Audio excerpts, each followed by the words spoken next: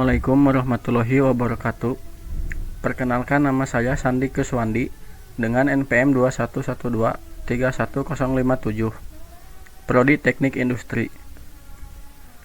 Di sini saya akan menjelaskan tentang pengertian artikel ilmiah. Artikel dalam Kamus Besar Bahasa Indonesia merupakan suatu karya tulis lengkap, misalnya laporan berita atau esai dalam majalah, surat kabar, dan sebagainya. Sedangkan ilmiah maksudnya adalah ilmu pengetahuan, memenuhi syarat atau kaidah ilmu pengetahuan. Artikel ilmiah dapat disebut dengan suatu karya tulis lengkap atau sesuai dengan struktur yang memenuhi syarat ilmu pengetahuan dan dipublikasikan di jurnal. Di sini ada pengertian artikel ilmiah menurut para ahli. Menurut Broto Wijoyo, karya ilmiah merupakan karangan ilmu pengetahuan yang menampilkan fakta dan dibuat dengan menggunakan metodologi penulisan yang baik dan benar. Yang kedua, menurut Eko Susilo, menurut beliau, pengertian artikel ilmiah adalah suatu tulisan ataupun karangan yang didapatkan dengan sifat keilmuannya dan didasari dari berbagai hasil pengamatan, penelitian, dan peninjauan terhadap bidang ilmu tertentu, yang disusun dengan menggunakan metode tertentu, dengan memperhatikan sistematika penulisan yang baik dan santun, serta dapat dipertanggungjawabkan keilmiahannya. Dan ada 3 tokoh ahli lagi yang menjelaskan tentang pengertian artikel ilmiah yang akan dijelaskan oleh teman saya. Sekian dari saya. Wassalamualaikum warahmatullahi wabarakatuh.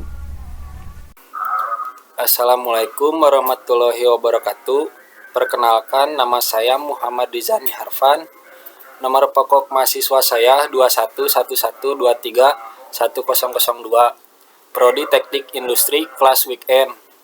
Di sini saya akan melanjutkan presentasi materi tentang pengertian yang ketiga, Jones. Menurut Jones, karya ilmiah merupakan karangan ilmiah yang ditujukan untuk masyarakat tertentu ataupun profesional yang biasanya bersifat karya ilmiah tinggi. Yang keempat, Harry Firman. Menurut Harry Firman, karya ilmiah merupakan laporan berupa tulisan yang dipublikasikan ataupun dipaparkan dari hasil pengkajian ataupun penelitian yang telah dilakukan, yang dalam penulisannya memperhatikan kaidah dan etika keilmuan yang berlaku di masyarakat keilmuan. Yang kelima, Dr. Andes Totok Djuroto dan Dr. Bambang Supriyadi. Menurut Dr. Andes Totok Djuroto dan Dr. Bambang Supriyadi, pengertian karya ilmiah adalah serangkaian kegiatan penulisan yang berlandaskan pada hasil penelitian yang disusun secara sistematis mengikuti metodologi ilmiah yang bertujuan untuk mendapatkan jawaban ilmiah dari suatu permasalahan. Itu saja yang bisa saya sampaikan. Wassalamualaikum warahmatullahi wabarakatuh. Assalamualaikum warahmatullahi wabarakatuh. Nama saya Muhammad Fauzi. NPM saya 2111231011. Saya dari Prodi Teknik Industri. Di sini saya akan melanjutkan materi yang berkaitan dengan jenis-jenis artikel ilmiah. Jenis-jenis artikel ilmiah dibagi menjadi 6, yaitu ada jurnal peneliti, jurnal cetak, jurnal online atau e-jurnal, jurnal nasional, jurnal internasional, dan jurnal internasional berreputasi. Di sini saya akan menjelaskan 3 poin lalu dilanjutkan oleh rekan saya selanjutnya. Poin pertama yaitu jurnal peneliti. Jurnal peneliti adalah sebuah publikasi ilmiah yang berisi laporan hasil peneliti yang telah dilakukan oleh para peneliti. Jurnal penelitian ini bertujuan untuk menyebarluaskan pengetahuan baru, memvalidasi pertemuan peneliti, dan memberikan referensi bagi peneliti lain yang ingin memahami atau melanjutkan penelitian yang serupa. Secara umum, sebagian besar jurnal peneliti dapat dipertanggungjawabkan keilmiahannya melalui metode yang digunakan dalam proses pembuatan dan penyusunan laporan jurnal peneliti tersebut. Poin kedua yaitu jurnal cetak. Jurnal cetak merupakan jurnal ilmiah yang ditulis oleh seseorang atau sekelompok peneliti kemudian dipublikasikan melalui media cetak. Ini berbeda dengan jurnal daring atau elektronik yang dapat diakses secara digital melalui internet. Jurnal cetak sering ditemukan di perpustakaan universitas, institusi penelitian, atau perpustakaan umum. Keberadaan jurnal cetak ini telah digantikan oleh jurnal online atau e-jurnal. Jenis jurnal ilmiah yang ketiga ini adalah jurnal online atau dikenal dengan sebutan jurnal elektronik. Jurnal online merupakan jurnal ilmiah yang dipublikasikan melalui internet. Dengan jurnal online, para peneliti dan pembaca dapat mencari, membaca, dan mengunduh berbagai macam makalah peneliti tanpa harus memiliki salinan fisik. Jurnal online juga sering memiliki beragam fitur interaksi seperti tautan, gambar, dan referensi silang untuk meningkatkan pemahaman dan keterlibatan si pembaca. Keberadaan e-jurnal telah memberikan kemudahan bagi masyarakat untuk mengakses jurnal ilmiah. Saya Muhammad Rifki Asari, NPM saya 21112310003. Saya dari Prodi Teknik Industri. Saya akan menjelaskan 3 poin selanjutnya yang telah dijelaskan.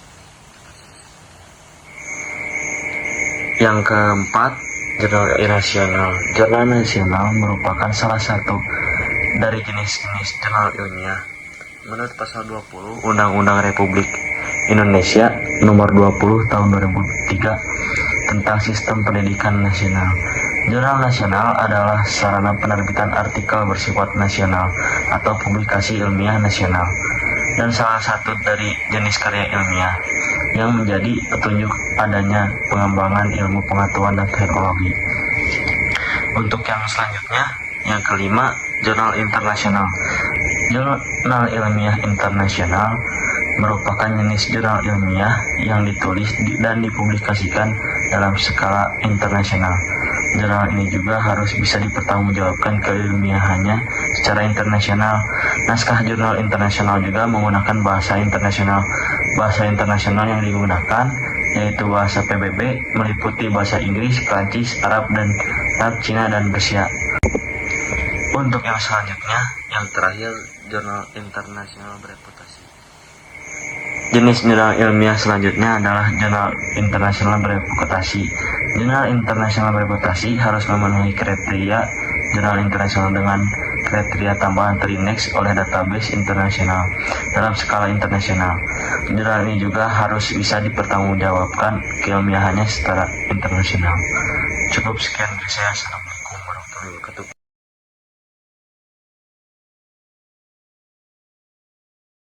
Assalamualaikum warahmatullahi wabarakatuh.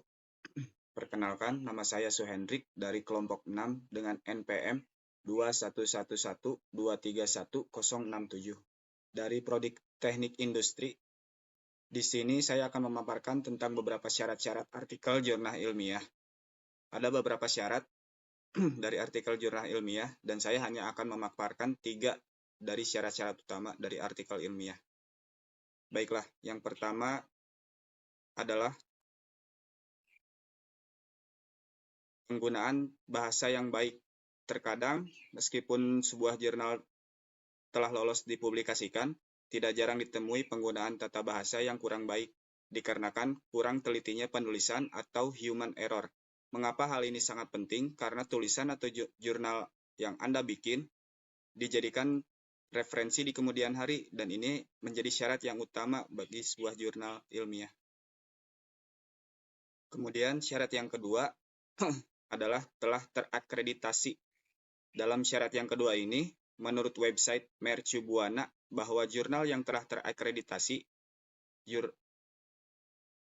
secara berkala dapat menyebarluaskan perkembangan ilmu pengetahuan. Jurnal ini juga melibatkan beberapa lembaga nasional di dalam hal akreditasi. Contoh lembaganya adalah Dikti atau Direktorat Jenderal Pendidikan Tinggi. Apabila proses akreditasi ini selesai, yang harus diperhatikan adalah memenuhi standar ISSN yang akan kita bahas nanti setelah ini, agar proses dapat dengan mudah dibaca oleh pembaca dan terhindar dari plagiasi. Kemudian syarat yang ketiga adalah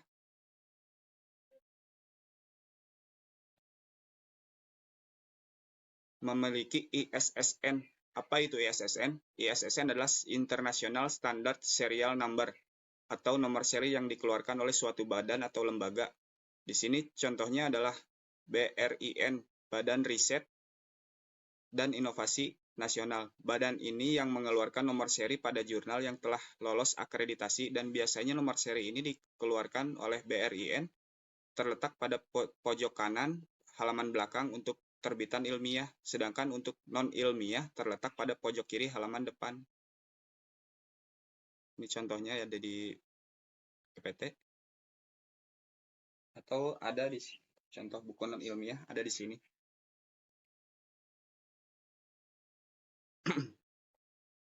Baik, cukup sekian pemaparan dari saya tentang syarat-syarat artikel jurnal ilmiah. Untuk selebihnya akan dijelaskan oleh rekan saya yang lain. Assalamualaikum warahmatullahi wabarakatuh. Assalamualaikum warahmatullahi wabarakatuh. Perkenalkan, nama saya Rizky Rizwan, NPM 21112370002. Saya dari Teknik Industri. Baik, syarat-syarat artikel jurnal ilmiah selanjutnya yaitu mentaati etika publikasi pada halaman website. Etika publikasi pada halaman website ini paling tidak 2 kali rilisan dalam setahun.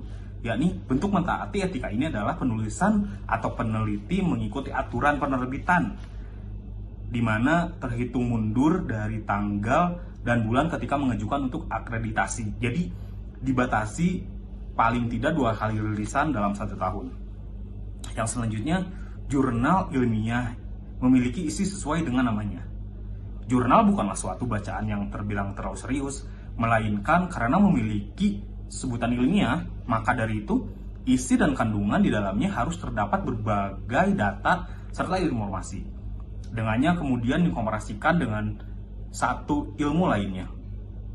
Kini Anda tidak perlu khawatir mengenai keberadaan referensi untuk dijadikan bahan literatur.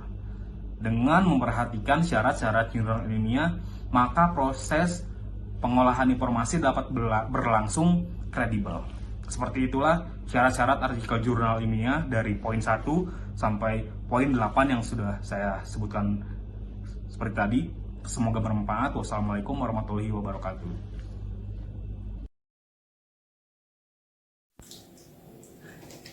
Perkenalkan, nama saya Asep Saifuddin, NPM 21112311042, Prodi Teknik Industri kelas karyawan weekend. Di sini saya akan melanjutkan mengenai pembahasan artikel jurnal ilmiah. Tetapi yang akan saya bahas ialah mengenai sistematika penulisan jurnal yang lazim dipakai. Selanjutnya, yang penting untuk diperhatikan adalah menulis sebuah jurnal, terlebih yang bersifat ilmiah, tidak boleh dilakukan secara sembarangan, melainkan ada sistematika penulisan jurnal khusus yang harus diikuti agar dapat dipublikasikan secara tepat. Layaknya beberapa komponen berikut. 1. Judul jurnal.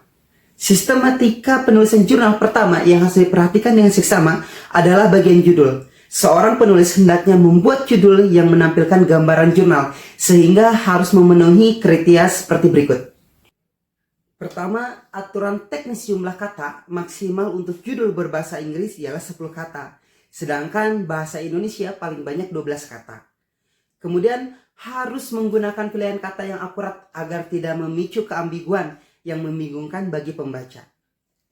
Selanjutnya, mengikuti aturan penulisan kapital yang dicetak bold dan diletakkan pada posisi sentral atas di lembar utamanya, serta dilengkapi dengan data identitas yang berada di bawahnya seperti nama penulis, nama pembimbing, lembaga atau instansi terkait, dan sejumlah identitas lain yang wajib dibubuhkan. Kemudian terdapat penggunaan bahasa yang sifatnya informatif dan persuasif sehingga memungkinkan pembaca tertarik meneruskan pembacaan jurnal. Kemudian selain itu ada yang dinamakan bagian abstrak. Setelah menulis bagian judul, maka pada sistematika penulisan jurnal yang kedua penulis akan dihadapkan untuk menulis abstrak. Biasanya bagian ini memiliki ciri umum yang wajib diperhatikan yang terdiri dari 1. Penulisan sebuah abstrak pada jurnal hendaknya dibuat secara padat, singkat, dan memuat gambaran secara utuh.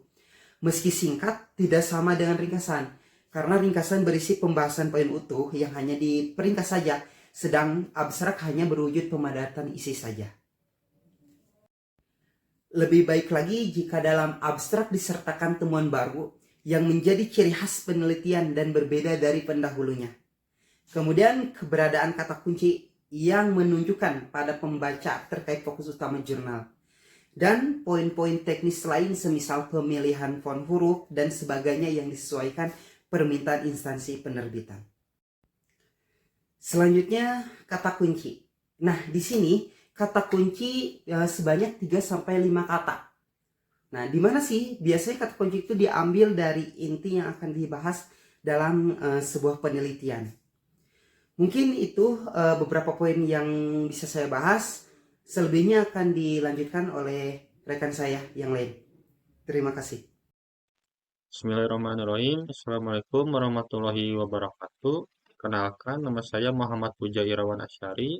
Nomor pokok mahasiswa 211123104. Prodi Teknik Industri kelas weekend tahun angkatan 2023. Di sini saya akan menjelaskan sistematika penulisan jurnal ilmiah yang telah diberikan tugasnya kepada kelompok 6, dan saya kebagian untuk menjelaskan bagian pendahuluan, metode, hasil serta pembahasan. Pertama saya akan menjelaskan tentang pendahuluan. Pendahuluan ini sama seperti karya-karya ilmiah yang lain, maka wajib di dalam sistematika penulisan jurnal ilmiah ini, dikarenakan wajib ini maka ada hal-hal penting yang harus ada di dalam pendahuluan ini. Pertama, peristiwa atau kejadian yang mengetuk hati dan pikiran penulis untuk menerbitkan jurnalnya. Biasanya berisi masalah-masalah yang relevan terhadap apa yang ditelitinya ini. Kedua, selanjutnya, masalah dalam latar belakang tersebut dijelaskan kembali dengan menggunakan landasan teori bisa menunjang kepada hasil penelitian ini, kepada isi penelitian yang akan dilakukan. Ketiga, ada kalanya juga memakai referensi singkat dari penelitian relevan yang telah ada sebelumnya ini. Dan ini bisa menjadi referensi juga. Kita mengambil atau membaca-baca sebelumnya hasil penelitian yang sebelumnya yang dilakukan oleh peneliti lain dan bisa digunakan kembali. Dan terakhir, tambahan hipotesis penulis akan masalah yang menjadi pembahasan dalam jurnal yang diterbitkannya ini. Setelah langkah pendahuluan ini, maka kita lanjut ke langkah metode. Ada 5 metode di dalam sistematika penulisan jurnal ilmiah. Pertama, metode kuantitatif, kedua kualitatif, ketiga metode survei, keempat metode deskriptif, dan terakhir kelima metode ex post facto. Metode kuantitatif adalah sebuah metode penelitian yang di dalamnya menggunakan banyak angka, mulai dari proses pengumpulan data hingga penafsirannya. Penelitian kuantitatif biasanya banyak digunakan dalam psikologi, ekonomi, demografi, sosiologi, pemasaran, kesehatan, masyarakat, dan pengembangan manusia serta lainnya. Lebih jarang digunakan dalam antropologi dan sejarah.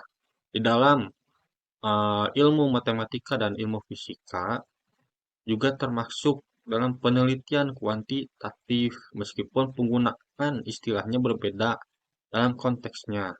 Selanjutnya ada metode penelitian kualitatif, bertujuan untuk menjelaskan suatu fenomena dengan mendalam dan dilakukan dengan mengumpulkan data sedalam-dalamnya. Metode kualitatif lebih mengutamakan pengamatan fenomena dan lebih meneliti ke substansi mana dari fenomena tersebut. Ketiga, metode survei merupakan metode yang sengaja digunakan untuk mengumpulkan data primer dengan menggunakan pertanyaan, lisan, serta tulisan. Metode survei ini memerlukan interaksi langsung antara peneliti dengan subjek penelitian untuk mendapatkan data yang diperlukan. Keempat, ada metode deskriptif, merupakan metode penelitian yang digunakan untuk menggambarkan masalah yang terjadi pada masa sekarang atau yang sedang berlangsung, bertujuan untuk mendeskripsikan apa-apa yang terjadi sebagaimana mestinya pada masa penelitian dilakukan. Terakhir dan kelima ini, metode penelitian ex post facto merupakan penelitian yang bertujuan menemukan penyebab yang memungkinkan perubahan perilaku, gejala, atau fenomena yang disebabkan suatu peristiwa. Perilaku hal-hal yang menyebabkan perubahan pada variabel bebas yang secara keseluruhan sudah terjadi. Selanjutnya, setelah langkah metode ini, maka ada langkah hasil serta pembahasan. Terdapat dua buah komponen pokok yang terdapat pada bagian ini yang masing-masing saling melengkapi satu sama lain, yakni bagian hasil penelitian dan pembahasan data yang secara lebih jelas dapat dipahami. Sebagai berikut yang akan saya sampaikan. Pertama, hasil menampilkan gambaran sederhana dan cenderung singkat dari penelitian yang dilakukan. Bisa memanfaatkan media seperti foto atau diagram. Mungkin bisa disebut juga sebagai rangkuman dari penelitian. Hal-hal pokok apa saja, seperti paparan hal penting, informasi terpenting, analisis data, pengujian hipotesis. Itu semua diterapkan atau dituliskan, dicantumkan pada bagian hasil ini. Setelah bagian hasil ini, maka ada bagian langkah pembahasan. Pembahasan data hasil penelitian memuat penjelasan atau penjabaran rinci dari penelitian berisi poin penting, semisal perbedaan dengan judulnya atau hal lainnya, serta jawaban dari hipotesis. Dalam pembahasan ini dicantumkan juga perbedaan dari hasil penelitian atau jurnal dari yang sebelumnya dengan apa yang telah dibuat di dalam jurnal yang kita buat ini. Serta jika di hasil tadi ada pengujian hipotesis, maka di dalam langkah pembahasan ini kita cantumkan jawaban dari hasil pengujian hipotesis tadi. Sekian apa yang bisa saya jelaskan. Berikutnya akan dijelaskan oleh rekan saya yang lain. Mohon maaf apabila ada kekurangan dan salah kata. Assalamualaikum warahmatullahi wabarakatuh. Assalamualaikum warahmatullahi wabarakatuh. Saya Hasbi dari kelompok 6 akan meneruskan penjelasan sistematika penulisan jurnal. Kita lanjutkan dari poin 9, yaitu simpulan, yaitu berisi hasil pemikiran yang sudah disarikan dan usulan kebijakan yang dikembangkan dari ide, gagasan, atau pemikiran. Saran atau usulan kebijakan berisi konsep-konsep pemecahan masalah yang diusulkan. Lalu poin 10 ada ucapan terima kasih, yaitu naskah hasil yang disponsori oleh pihak tertentu harus memuat pernyataan yang berisi informasi sponsor yang mendanai penelitian tersebut ya, dan ucapan terima kasih kepada sponsor tersebut. Lalu di poin 11 atau poin terakhir yaitu daftar pustaka, yaitu naskah hasil penelitian minimal berjumlah 10 pustaka dan terbitan 10 tahun terakhir. Semakin banyak sumber acuan primer, maka semakin tinggi bobot tulisan. Dari jumlah tersebut, 80% berasal dari sumber primer. Penulisan pustaka acuan menggunakan gaya Turabian reference list, ditulis dengan urutan nama penulis, tahun terbitan, judul buku, kota penerbitan, nama penerbit. Gaya Turabian reference list ini dibagi menjadi beberapa rujukan seperti rujukan buku, rujukan artikel, rujukan dari dokumen resmi pemerintah, rujukan dari karya terjemahan, rujukan seperti skripsi atau disertasi, rujukan makalah ataupun rujukan dari internet. Dan untuk mempersingkat waktu ada seperti di sini rujukan dari buku. Dan rujukan dari buku pun ada yang berasal dari satu penulis, ada yang dari beberapa penulis. Di sini sudah ada contohnya, mungkin rekan-rekan bisa dibaca. Dan di sini ada rujukan dari artikel. Ada juga rujukan dari dokumen resmi atau dari pemerintah. Rujukan dari karya terjemahan, rujukan berupa skripsi, rujukan dari makalah, ataupun rujukan dari internet. Mungkin sekian yang bisa saya sampaikan. Mohon maaf bila ada kekurangan. Terima kasih. Wassalamualaikum warahmatullahi wabarakatuh.